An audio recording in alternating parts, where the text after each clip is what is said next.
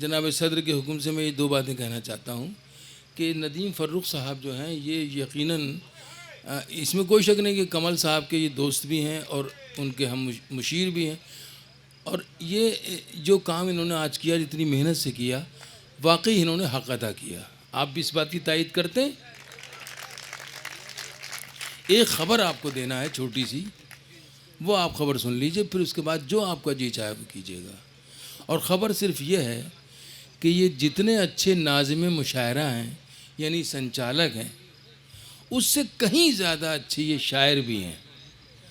तो क्या मेरी गुजारिश ये होगी कि क्या इतने शायरों को आपके सामने लाके पढ़ाने वाला शायर दूसरे शायरों की तारीफ़ करके उनको आप तक सुनवाने वाले एक शख्स को क्या ये हक़ हासिल नहीं है कि वो अपनी शायरी भी आपको सुना सके? अगर वाकई आप चाहते हैं तो नदीम फ़र्रुख साहब को मैं आवाज़ देता हूँ, आप अपनी तालियों की गूंज में उनका इस्तक़बाल कर लें। आइए नदीम साहब।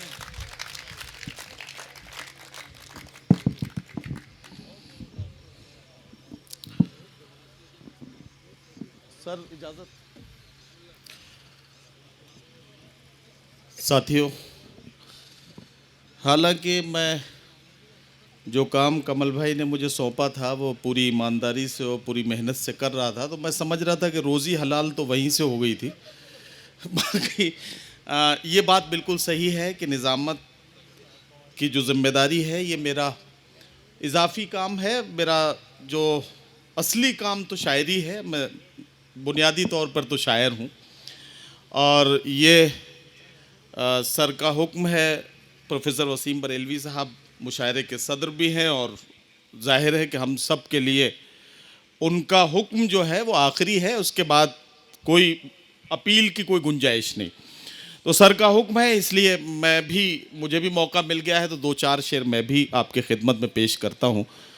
अगर आपने मुझे नवाज दिया तो मेरे भी बाल बच्चे पल जाएंगे, आपका कुछ होना नहीं है। सुनने के मूड में हो तो फिर सुन लीजिए, सुन लेंगे। चलिए धीरे से आप तक पहुँचता हूँ। एक दो तीन चार मिसरे पढ़ता हूँ, फिर उसके बाद एक गज़ल पढ़ूंगा। चार मिसरे सुन लीजिए कि सुबह मगरूर को वो शाम भी कर देता है। सुबह मगरूर को वो शाम भी कर देता है, शोहरतें छीन के गुमनाम भी कर देता है। सुबह मगरूर को वो शाम भी कर देता है, शोहरतें छीन के गुमनाम भी कर देता है। वक्त से आंख मिलाने की हिमाकत न करो, वक्त इंसान को नीलाम भी कर देता है। वक्त से आंख मिलाने की हिमाकत न करो, वक्त से आंख मिलाने की हिमाकत न करो, वक्त इंसान को नीलाम भी कर देता है। वक्त इंसान को नीलाम भी कर देता है। एक गज़ल पढ़ता हूँ और बस यहीं से मैं समझता हूँ हुक्म की तामील हो जाएगी और मैं बात मुकम्मल होगी। ये गज़ल मुकम्मल पढ़ता हूँ। गज़ल का मतलब यूँ है कि कुछ इस तरह से ज़माने पे छाना चाहता है,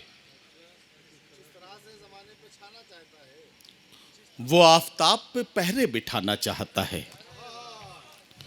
कुछ इस तरह से ज़माने पे छाना चाहता है, वो आफताब पे पहरे बिठाना चाहता है।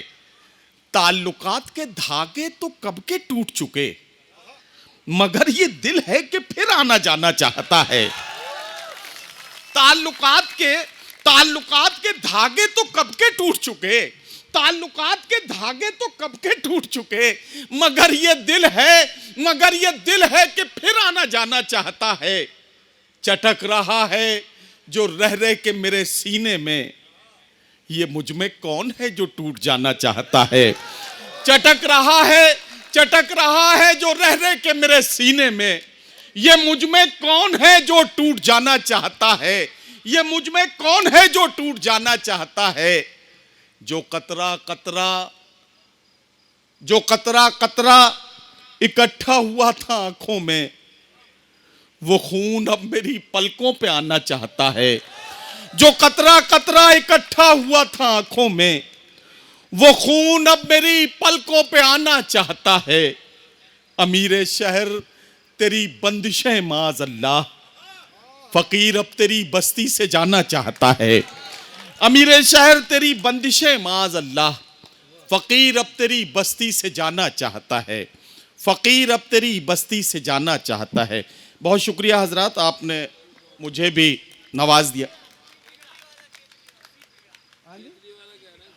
नहीं, असल में क्यों लोग कहते हैं मुझे समझ में नहीं आई है, लेकिन चूंकि जवानों के नाम है ये शाम, तो जवानों की बात तो ज़रूर मानी जाएगी। एक मतलब बहुत बदनाम हुआ है मेरा, हालांकि पढ़ने पढ़ाने का तो कोई मामला नहीं, अब उसकी फरमाइश हो रही है तो मैं पढ़ देता हूँ, सुन लीजिए आप भी।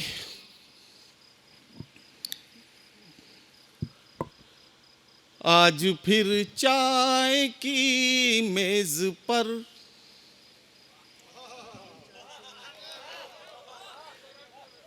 एक हसरत बिछी रह गई, आज फिर चाय की मेज पर, आज फिर चाय की मेज पर एक हसरत बिछी रह गई, प्यालियों ने तो लब छू लिए, केतली देखती रह गई, प्यालियों ने तो लब छू लिए, केतली देखती रह गई। बहुत शुक्रिया।